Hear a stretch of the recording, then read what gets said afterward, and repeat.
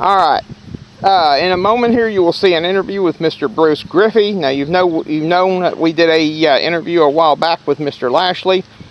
Today we're going to be doing one with Mr. Bruce Griffey. He's running for state representative in District 75. If you're in Tennessee and you're in District 75, definitely go and vote, and hopefully vote for this guy. But we did an interview with him, and special thanks to Chuck Cooper, Mr. Chuck Cooper, and of course a special thanks to Mr. Bruce Griffey. So in a moment you'll see this video. This is Dr. Von Mad from Myra Mad channel on YouTube, and today our guest is a candidate for the Tennessee State House. District 75. District 75, Mr. Bruce Griffey. Hello. Yeah. So, what are your plans for District 75? My main focus is trying to get some more jobs and money pumped into our economy. I think now is the perfect time to strike, with President Trump pushing the charge to bring jobs and industry back to inside the U.S. borders. If we have more jobs here, that will push up the wage base, and we need to eliminate illegal immigration, because illegal immigration push down the wage base. The more money we have in the pockets of the little guy, that money will filter up and pump money throughout every little small town and rural economy. I think that makes perfect sense to me, and that's what I'm pushing for. Good answer. Thanks. Who is Bruce Griffey? Bruce Griffey was born in Charleston, South Carolina. Moved to Paris, Tennessee when I was real tiny, 2, 3, 4. Grew up in Henry County, Paris. Graduated from there in '81. Went on, got a law degree. Clerked for a U.S. magistrate judge. Clerked for a federal judge. Worked for the Tennessee State Attorney General's office. I was an assistant federal public defender. I've been a prosecutor for the Assistant District Attorney General for the 24th Judicial District. Prosecuted here in Canton for a number of years. And I'm a defense attorney now.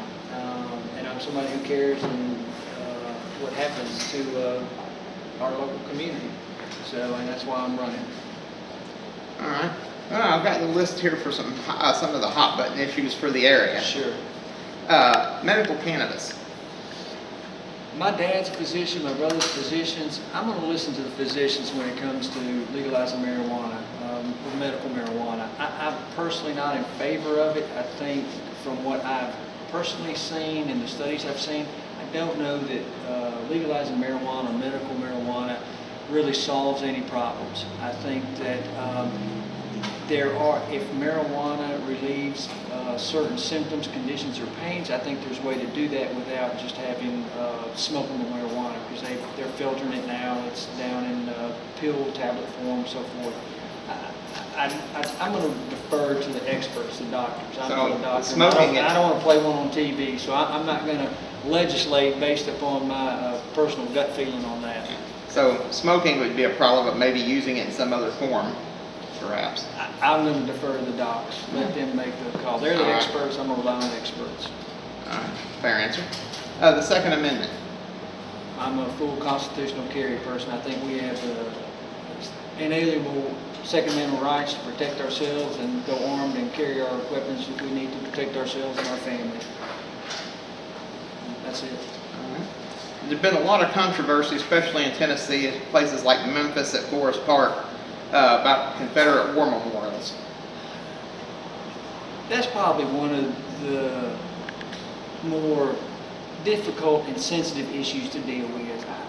And I feel like I understand and I'm listening and hear both sides of that argument. You know, we can't change human history.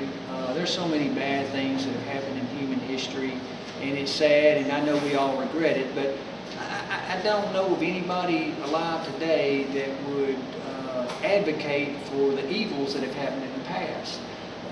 There has been, I feel like that some of the folks that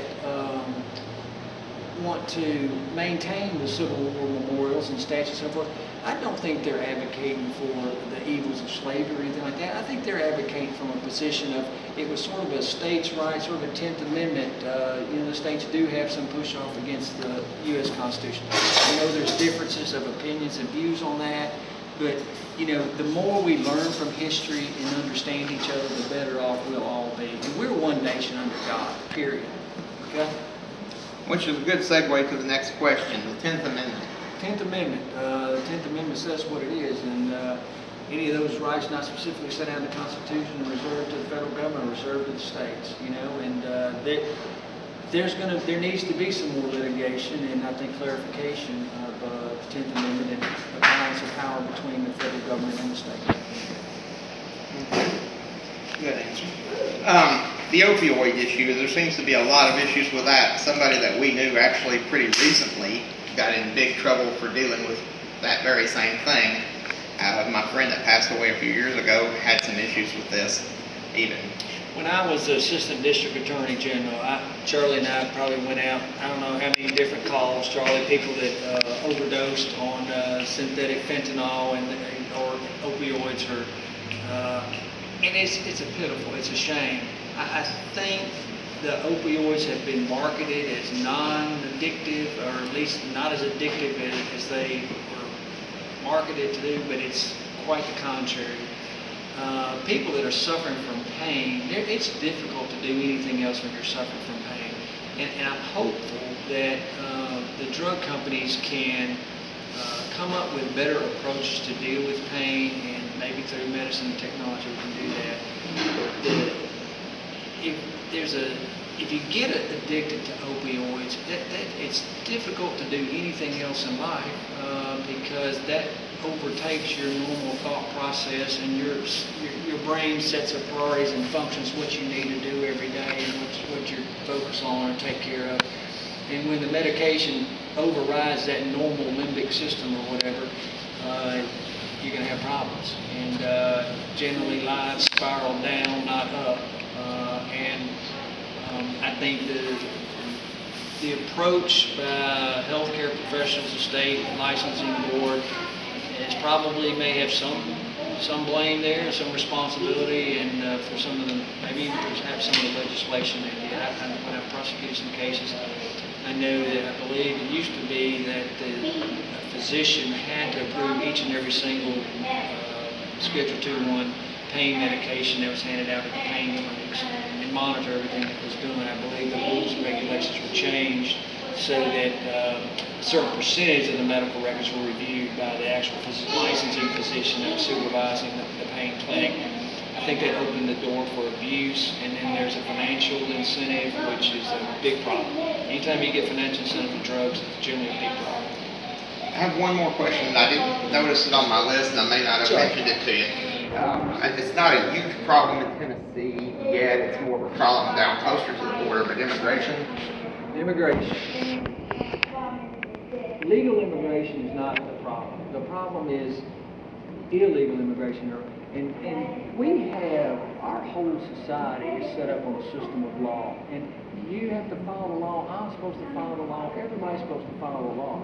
And when certain people are allowed to violate the law and there's no repercussions, whether that's some illegal immigrant or whether that's some candidate who's Secretary of State and may have been charged with responsibility of keeping state secrets and handling classified materials in a certain way, and when they violate those laws and provisions, the law ought to be applied equally. That's one of the guarantees we also have in the United States Constitution.